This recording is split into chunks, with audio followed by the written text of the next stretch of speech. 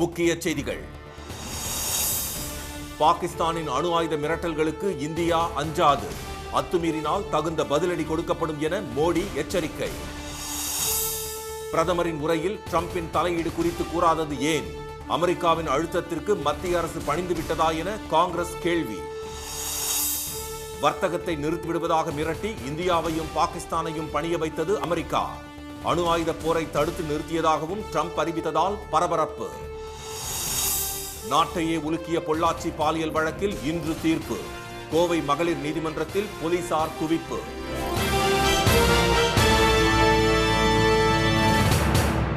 வணக்கம். வணக்கம். பாகிஸ்தானின் அணு ஆயுத மிரட்டல்களுக்கு இந்தியா அஞ்சாது என்று தெரிவித்துள்ள பிரதமர் திரு மோடி, ஜம்மு காஷ்மீர் குறித்து அந்நாட்டுடன் பேச்சுவார்த்தை நடத்தப்படாது என்று திட்டவட்டமாக தெரிவித்துள்ளார்.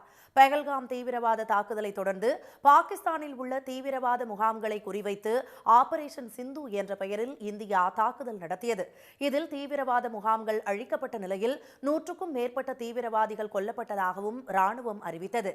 இந்நிலையில் இந்தியா மீது பாகிஸ்தான் நடத்திய வான்வழி தாக்குதல் வெற்றிகரமாக முறியடிக்கப்பட்ட நிலையில் பதற்றம் நீடித்தது. இதனிடையே அமெரிக்காவின் சமரச முயற்சியை தொடர்ந்து இரு நாடுகள் இடையிலான சண்டை முடிவுக்கு வந்ததாக அந்நாட்டு அதிபர் ட்ரம்ப் உரிமை கோரியது இந்தியாவில் சலசலப்பை ஏற்படுத்தியது. தாக்குதல் நிறுத்தி வைக்கப்பட்டாலும் ஆபரேஷன் சிந்தூர் தொடர்வதாக ராணுவ அதிகாரிகள் தெரிவித்தனர். இந்நிலையில் போர் பதற்றம் தணிந்த நிலையில் முதல் முறையாக நேற்றிரவு நாட்டு மக்களிடையே உரையாற்றிய பிரதமர் திரு மோடி, போர் நிறுத்தம் தற்காலிகமானதே என்றும் அடுத்த சில நாட்கள் பாகிஸ்தானின் நடவடிக்கை தொடர்ந்து கண்காணிக்கப்பட்டு அதன் அடிப்படையில் நடவடிக்கை எடுக்கப்படும் என்று தெரிவித்தார். பாகிஸ்தான் அரசின் தீவிரவாத ஆதரவு நிலைப்பாடு அதன் சொந்த நாட்டின் வீழ்ச்சிக்கே வழிவகுக்கும் என்றும் அவர் எச்சரித்தார். பேச்சுவார்த்தை நடத்த வேண்டும் என்றால் தீவிரவாதத்தை பாகிஸ்தான் கைவிட வேண்டும் என்றும் அந்நாட்டுடன் தீவிரவாதம் மற்றும் பாகிஸ்தான் ஆக்கிரமிப்பு காஷ்மீர் குறித்து மட்டுமே பேசப்படும் என்றும் பிரதமர் உறுதிபட தெரிவித்தார். பாகிஸ்தானின் அணு ஆயுத மிரட்டலுக்கு இந்தியா அஞ்சாது என்றும் திரு மோடி கூறினார். कोई भी न्यूक्लियर ब्लैकमेल भारत नहीं सहेगा. न्यूक्लियर ब्लैकमेल की आड़ में पनप रहे आतंकी ठिकानों पर भारत सटीक और निर्णायक प्रहार करेगा. இனிவரும் காலங்களில் தீவிரவாத தாக்குதலில் ஈடுபட மாட்டோம் என பாகிஸ்தான் உறுதியளித்ததாகவும், இந்தியாவின் ஆவேச தாக்குதலை சமாளிக்க முடியாமல் 3 நாட்களில் உலக நாடுகளையும் இந்திய ராணுவத்தையும் தொடர்பு கொண்டு பாகிஸ்தான் சமாதானத்திற்கு இறங்கி வந்ததாகவும் பிரதமர் குறிப்பிட்டார். பாகிஸ்தான் ஏவிய ட்ரோன்களை வீழ்த்துவதில் இந்திய பாதுகாப்பு தளவாடங்களின் செயல்திறனை கண்டு உலகமே வியந்தது என்றும் கூறிய திரு மோடி, தீவிரவாதமும் பேச்சுவார்த்தையும் தீவிரவாதமும் வணிகமும் ஒரு சேர நிகழாது என்றும் தெரிவித்தார். தண்ணீரும் இரத்தமும் ஒரு சேர பாயாது என்றும் அவர் காட்டமாக கூறினார்.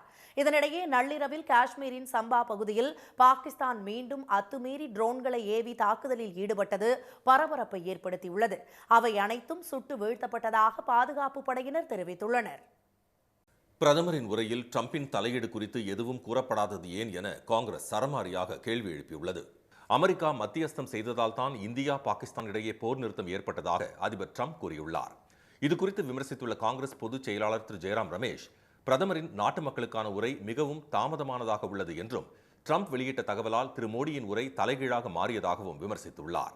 அமெரிக்காவின் தலையீடு குறித்து பிரதமர் மௌனம் காப்பதாக விமர்சித்துள்ள அவர், அமெரிக்காவின் மத்தியஸ்தத்திற்கு இந்தியா ஒப்புக்கொண்டதா, பாகிஸ்தானுடன் நடுநிலையான பேச்சுவார்த்தைக்கு இந்தியா ஒப்புக்கொண்டதா என்றும் சரமாரியாக கேள்விகளை எழுப்பியுள்ளார்.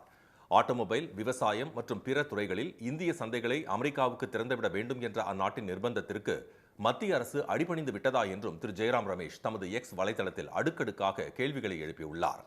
இந்த விவகாரத்தில் பிரதமர் நாட்டு மக்களுக்கு உரிய விளக்கம் அளிக்க வேண்டும் என்றும் காங்கிரஸ் ஊடகப் பிரிவு தலைவர் திரு பவன் கெரா வலியுறுத்தியுள்ளார். So when Donald Trump says that it was because of the threat of withdrawal of trade that we stopped, that comes as a very, very shocking declaration or announcement from Donald Trump. We expected the Prime Minister to respond to that, to give a clarification to the nation.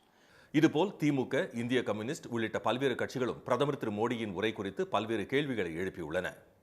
India Pakistan இடையே அணு ஆயுத போர் ஏற்படுவதை தடுத்து நிறுத்திவிட்டதாக அமெரிக்க அதிபர் Trump பகிரங்கமாக அறிவித்திருப்பது சலசலப்பை ஏற்படுத்தியுள்ளது. இரு நாடுகள் இடையே 4 நாட்களாக தொடர்ந்த மோதல் கடந்த சனிக்கிழமை மாலை 5 மணியுடன் முடிவுக்கு வந்ததாக அமெரிக்க அதிபர் டிரம்ப் தனது ட்ரூத் சோஷியல் சமூக வலைதளத்தில் முதலில் அறிவித்தார். இந்தியா மற்றும் பாகிஸ்தானின் அதிகாரப்பூர்வ அறிக்கைகள் வெளியாவதற்கு முன்பு வெளியான இந்த தகவல் சர்வதேச அளவில் பேசுபொருளாக மாறியது. இந்த சூழலில் இந்தியாவிற்கும் பாகிஸ்தானுக்கும் இடையிலான மோசமான அணு ஆயுத போரை தடுத்து நிறுத்தியதாக வெள்ளை மாளிகையில் செய்தியாளர்களிடம் பேசிய டிரம்ப் தெரிவித்துள்ளார். உடனடியாக போர் நிறுத்தம் செய்யாவிட்டால் வர்த்தகத்தை நிறுத்திவிடுவதாக மிரட்டி இந்தியா பாகிஸ்தானை சம்மதிக்க வைத்ததாக அவர் கூறியுள்ளார். இரு நாடுகளும் மோதினால் அது ஒரு மோசமான அணு ஆயுத போராக மாறியிருக்கும் என்றும் லட்சக்கணக்கான மக்கள் கொல்லப்பட்டிருக்கலாம் என்றும் ட்ரம்ப் குறிப்பிட்டார். மேலும் தன்னை போல் உலகில் வேறு யாரும் வர்த்தகத்தை பயன்படுத்தி போரை நிறுத்தியது இல்லை என்று கூறியதுடன் அவ்வாறு பெரும் போரை நிறுத்தியதற்காக தான் மிகவும் பெருமைப்படுகிறேன் என்று தம்பட்டம் அடித்திருப்பது சர்வதேச அளவில் பரபரப்பை ஏற்படுத்தியுள்ளது. தமிழ்நாட்டில் 14 நகரங்களில் கோடை வெயில் சதமடித்த நிலையில் மாநிலத்தின் பல்வேறு இடங்களில் மழையும் வெளுத்து வாங்கியுள்ளது. சென்னை மற்றும் புறநகர் பகுதிகளில் பகல் நேரங்களில் வெயில் கொளுத்தினாலும் மாலையில் மழை பெய்து வருகிறது. செங்கல்பட்டு மாவட்டம் மதுராந்தகம் மற்றும் சுற்றுப்பகுதிகளில் நேற்று பகலில் சுட்டெரித்த வெயிலுக்கு மாலையில் பெய்த மழை ஆறுதலாக அமைந்தது. உதகையில் தாவரவியல் பூங்கா, மத்திய பேருந்து நிலையம், மாவட்ட ஆட்சியர் அலுவலகம் உள்ளிட்ட இடங்களில் சுமார் 1 மணி நேரம் பெய்த மழையால் சுற்றுலா பயணிகள் விடுதிகளில் முடங்கினர். குன்னூர், கோத்தகிரி, ஒரசோலை உள்ளிட்ட பகுதிகளில் கொட்டிய கனமழையால் சாலைகள் நிரம்பி மழைநீர் சென்றது. ஈரோட்டில் பகலில் 104 டிகிரி ஃபாரன்ஹீட் வெப்பம் சுட்டெரித்த நிலையில் மாலையில் சத்தியமங்கலம் மற்றும் சுற்றுப்பகுதிகளில் பெய்த மழை ஆறுதலாக அமைந்தது.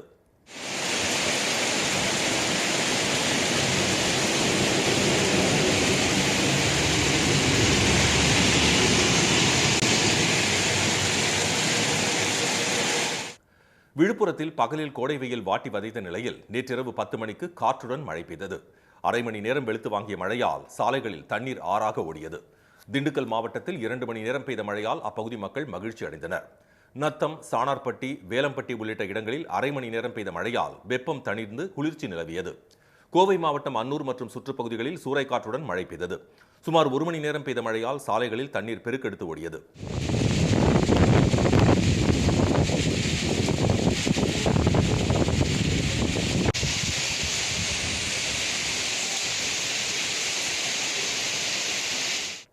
இதற்கிடையே சென்னை மீனம்பாக்கத்தில் 103 டிகிரி ஃபாரன்ஹீட் வெப்பம் பதிவானது.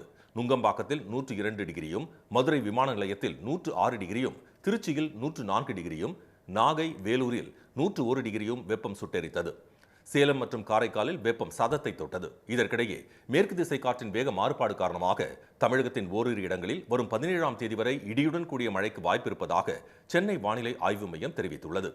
உள் மாவட்டங்களில் வெயிலின் தாக்கம் அதிகரிக்கும் என்றும் ஆய்வு மையம் அறிவித்துள்ளது.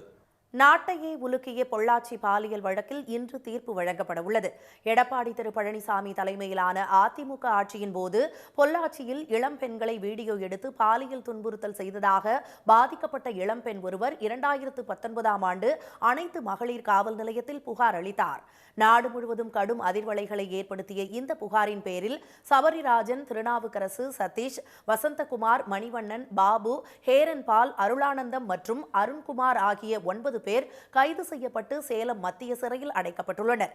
இந்த வழக்கு முதலில் சிபிசிஐடிக்கு மாற்றம் செய்யப்பட்டு பின்னர் சிபிஐ வசம் ஒப்படைக்கப்பட்டது. குற்றப்பத்திரிகை தாக்கல் செய்யப்பட்டு கோவை மகளிர் நீதிமன்றத்தில் விசாரணை நடைபெற்று வந்தது. பாதிக்கப்பட்ட 8 பெண்களில் 7 பேர் வாக்குமூலம் அளித்தனர். சாட்சி, குறுக்கு விசாரணை அனைத்தும் நிறைவடைந்த நிலையில் இன்று தீர்ப்பு வழங்கப்படும் என்று கோவை மகளிர் நீதிமன்றம் ஏற்கனவே அறிவித்திருந்தது. இதையடுத்து இந்த வழக்கில் கைதான 9 பேரும் இன்று காலை நீதிமன்றத்தில் ஆஜர்படுத்தப்பட உள்ளனர். இதனால் நீதிமன்ற வளாகம் முழுவதும் பலத்த பாதுகாப்பு ஏற்பாடுகள் செய்யப்பட்டுள்ளன. கடலூர் மாவட்டத்தில் டிப்பர் லாரிகள் 2வது நாளாக வேலைநிறுத்தத்தில் ஈடுபட்டுள்ளன. கடலூரில் டிப்பர் மற்றும் டாரஸ் லாரி உரிமையாளர்கள் சங்கத்தின் சிறப்பு கூட்டம் நேற்று நடைபெற்றது. பின்னர் செய்தியாளர்களிடம் பேசிய சங்க நிர்வாகிகள் கிரேவல், எம்சாண்ட், ஜல்லி உள்ளிட்டவற்றின் விலை எந்த முன்னறிவிப்பும் இல்லாமல் உயர்த்தப்பட்டுள்ளதாக குற்றம் சாட்டினர். இதை கண்டித்தும் விலை உயர்வை திரும்பப் பெற கோரியும் நேற்று முதல் கடலூரில் டிப்பர் மற்றும் டாரஸ் லாரிகள் இயக்கப்படவில்லை என்று அந்த அமைப்பினர் தெரிவித்தனர். திண்டிவனம் மாவட்டத்திலிருந்து கடலூர் வருகின்ற வண்டிகளும் டிப்பர் லாரிகளும் கடலூரை தொடர்ந்து சிதம்பரம், மயிலாடுதுறை போன்ற ஏரியாக்களுக்கு, நாகப்பட்டினம் ஏரியாக்களுக்கு செல்கின்ற வண்டியும் எந்த வண்டியும் இங்கே இயங்காது. இது கிராவல் குவாரி விலை உயர்வுக்கு தகுந்த காரணங்களை அவங்க தெரிவிக்காத வகையிலும் மாவட்ட நிர்வாகத்திற்கு கோரிக்கை விடுக்கின்றோம். கடலூர் மாவட்டம் வழியாக எந்த லாரியும் இயங்காது என்று டிப்பர் லாரி உரிமையாளர்கள் கூறினர். இந்த விவகாரத்தில் மாவட்ட நிர்வாகம் தலையிட்டு விலை உயர்வை திரும்பப் பெற நடவடிக்கை எடுக்க வேண்டும் என்று அவர்கள் கோரிக்கை விடுத்தனர். கட்டுமான பொருட்களின் விலை உயர்வால் கட்டுமான பணிகளுடன் லாரி உரிமையாளர்களும் பாதிக்கப்படுவதாக அந்த சங்கத்தினர் தெரிவித்தனர். முக்கடலும் சங்கமிக்கும் கன்னியாகுமரியில் சித்திரை முழு நிலவின் அழகை சுற்றுலா பயணிகள் கண்டு ரசித்தனர். அங்கு நாள்தோறும் சூரியன் உதயமாகும் காட்சியையும் மாலையில் சூரியன் மறையும் அழகையும் காண கண்கோடி வேண்டும். சித்திரை மாத பௌர்ணமி தினமான நேற்று கன்னியாகுமரி கடலில் சூரியன் அஸ்தமிக்கும் நேரத்தில் மறுபுறம் சந்திரன் உதயமானது. மாலை மயங்கி இரவு தொடங்கிய 6:15 மணிக்கு அரபிக்கடல் பகுதியில் சூரியன் மெல்ல மெல்ல மறைய தொடங்கியது. அப்போது கிழக்கு பக்கம் வங்கக்கடல் பகுதியிலிருந்து முழு நிலவு மேலே எழும்பியது. ஒரே நேரத்தில் நிகழ்ந்த இந்த அரிய காட்சியை ஏராளமான சுற்றுலா பயணிகள் குடும்பத்துடன் பார்த்து மகிழ்ந்தனர். தமிழகம் மட்டுமின்றி கேரளா, ஆந்திரா, கர்நாடகா உள்ளிட்ட அண்டை மாநிலங்களிலிருந்தும் ஏராளமானோர் இந்த அபூர்வ நிகழ்வை காண கூடினர். பொதுமக்களின் கூட்டத்தை கட்டுப்படுத்த காவல்துறையினரும் கூடுதல் பாதுகாப்பு பணியில் ஈடுபட்டனர். உதகையில் பல வண்ண ரோஜாக்களால் உருவாக்கப்பட்ட கடல்வாழ் உயிரினங்கள் சுற்றுலா பயணிகளை வெகுவாக கவர்ந்தன.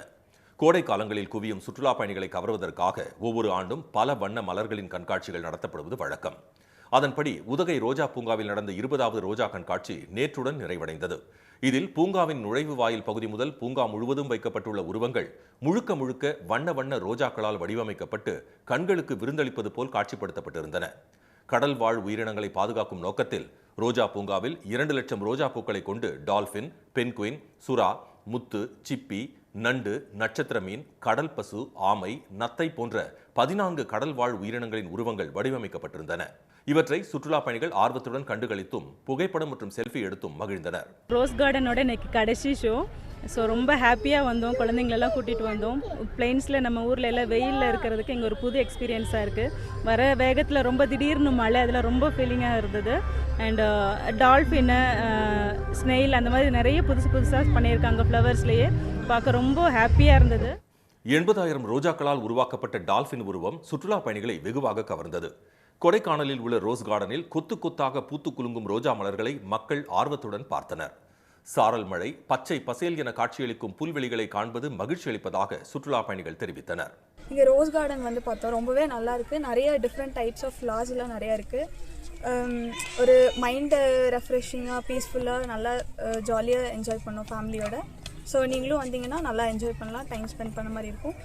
நிறைய ஃப்ளார்ஸ்லாம் பார்த்த மாதிரி இருக்கும். ரோஸ் கார்டனை சுற்றி பார்ப்பதற்காக கூடுதலாக பேட்டரி கார்களை ஏற்படுத்தி கொடுக்க வேண்டும் என சுற்றுலா பயணிகள் கோரிக்கை வைத்தனர்.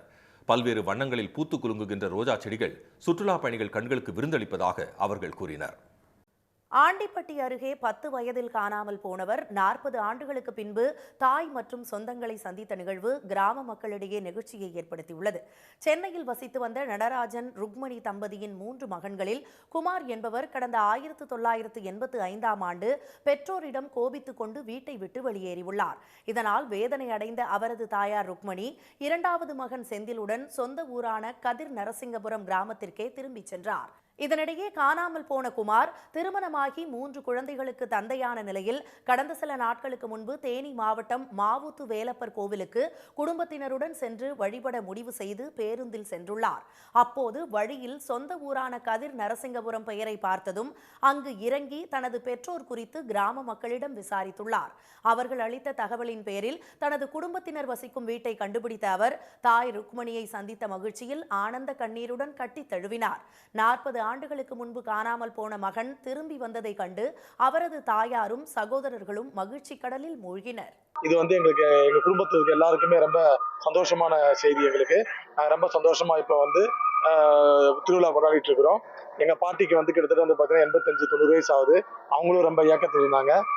இப்ப வந்து எங்க பாட்டி எல்லாமே ரொம்ப சந்தோஷமா குடும்பத்தோட நாங்க ரொம்ப ஹாப்பியா இருக்கிறோம். நாங்க சிறுவனாக காணாமல் போனவர் நடுத்தர வயதில் குடும்பத்துடன் இணைந்த சம்பவம் கதிர் நரசிங்கபுரம் பகுதியில் நெகிழ்ச்சியை ஏற்படுத்தியுள்ளது. விழுப்புரத்தில் நடந்த மிஸ் கூவாகம் 2025 அழகி போட்டியில் திருநெல்வேலி ரேணுகா முதலிடம் பிடித்து பட்டம் வென்றார். கூத்தாண்டவர் கோயில் சித்திரை திருவிழா கடந்த மாதம் 29ஆம் தேதி தொடங்கியது. இத்திருவிழாவின் முக்கிய நிகழ்ச்சியான கோயில் பூசாரிகளிடம் திருநங்கைகள் தாலி கட்டி திருமணம் செய்து கொள்ளும் நிகழ்ச்சி இன்றும், நாளை கூத்தாண்டவர் தேரோட்டமும் நடைபெறவுள்ளது. இந்நிலையில் விழுப்புரத்தில் திருநங்கைகள் கூட்டமைப்பு மற்றும் தமிழ்நாடு அரசு நடத்திய மிஸ் கூவாகம் 2025 நேற்றிரவு ஆட்டம் பாட்டத்துடன் தொடங்கியது. நடன நிகழ்ச்சியில் ஒலிக்கப்பட்ட பாடல்களுக்கு அங்கிருந்த திருநங்கைகள் அனைவரும் குத்தாட்டம் போட்டனர். பின்னர் நடைபெற்ற அழகி போட்டியில் நடை, உடை, பாவனை அடிப்படையில் திருநங்கைகள் ஒவ்வொரு சுற்றாக தேர்வாகினர். பெண்களுக்கு நிகராக அவர்கள் ரேம்ப் வாக் செய்தனர்.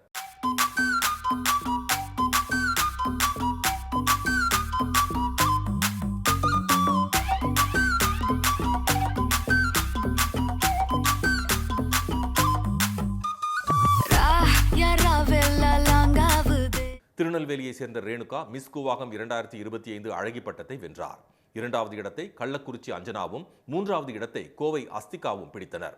தொடர்ந்து அவர்களுக்கு சிறப்பு விருந்தினர்கள் கிரீடம் சூட்டி ரொக்க பரிசு வழங்கினர். இந்தியா பாகிஸ்தான் போர் பதற்றம் காரணமாக ஒத்திவைக்கப்பட்ட IPL போட்டிகள் வரும் 17ஆம் தேதி முதல் மீண்டும் தொடங்கும் என்று இந்திய கிரிக்கெட் வாரியம் அறிவித்துள்ளது. இரு நாடுகளுக்கும் இடையே போர் பதற்றம் நிலவியதை தொடர்ந்து கடந்த 8ஆம் தேதி 18வது IPL தொடர் பாதியிலேயே நிறுத்தப்பட்டது. அன்றைய தினம் பஞ்சாப், டெல்லி அணிகளுக்கு இடையிலான ஆட்டம் தரம்சாலாவில் நடைபெற்றுக் கொண்டிருந்தது. 10.1 ஓவர்களில் இந்த ஆட்டம் நிறுத்தப்பட்டு மைதானத்திலிருந்து வீரர்களும் ரசிகர்களும் பாதுகாப்பாக வெளியேற்றப்பட்டனர். இதனைத் தொடர்ந்து IPL தொடர் ஒரு வார காலத்திற்கு நிறுத்தி வைக்கப்படுவதாக BCCI அறிவித்தது. இந்த நிலையில் தற்காலிகமாக நிறுத்தி வைக்கப்பட்ட IPL போட்டிகள் வரும் 17ஆம் தேதி முதல் மீண்டும் தொடங்க இருப்பதாக BCCI தெரிவித்துள்ளது. மத்திய அரசுடன் ஆலோசித்த பிறகு இந்த முடிவு எடுக்கப்பட்டுள்ளதாக தெரிவித்துள்ள BCCI எஞ்சியிருக்கும் போட்டிகளை 6 இடங்களில் நடத்துவது என்றும் ஜூன் 3ஆம் தேதி இறுதிப் போட்டியை நடத்துவது என்றும் முடிவு செய்யப்பட்டிருப்பதாக அறிவித்துள்ளது. அதன்படி குவாலிஃபயர் முதல் போட்டி 29ஆம் தேதியும், எலிமினேட்டர் போட்டி 30ஆம் தேதியும், குவாலிஃபயர் 2ஆம் போட்டி அடுத்த மாதம் 1ஆம் தேதியும், இறுதிப் போட்டி 3ஆம் தேதியும் நடைபெறும் என அறிவிக்கப்பட்டுள்ளது. போட்டிகள் நடக்கும் 6 இடங்கள் எவை என்பது குறித்து தகவல்கள் பின்னர் வெளியிடப்படும். மீண்டும் முக்கிய செய்திகள். அணு ஆயுத மிரட்டல்களுக்கு இந்தியா அஞ்சாது என்று தெரிவித்துள்ள பிரதமர், ஜம்மு காஷ்மீர் குறித்து பாகிஸ்தானுடன் பேச்சுவார்த்தை நடத்தப்படாது என்று திட்டவட்டமாக தெரிவித்துள்ளார். பிரதமரின் உரையில் ட்ரம்பின் தலையீடு குறித்து எதுவும் கூறப்படாதது ஏன் என காங்கிரஸ் சரமாரியாக கேள்வி எழுப்பியுள்ளது. நாட்டையே உலுக்கிய பொள்ளாச்சி பாலியல் வழக்கில் கோவை மகளிர் நீதிமன்றம் இன்று தீர்ப்பு வழங்க உள்ளது. இத்துடன் இந்த செய்திகள் நிறைவடைந்தன. மீண்டும் சன் டிவியில் செய்திகள் மாலை 6 மணிக்கு. செய்திகளை உடனுக்குடன் தெரிந்து கொள்ள QR கோடை ஸ்கேன் செய்து சன் நியூஸ் வாட்ஸ்அப் சேனலில் இணைந்திருங்கள். வணக்கம்.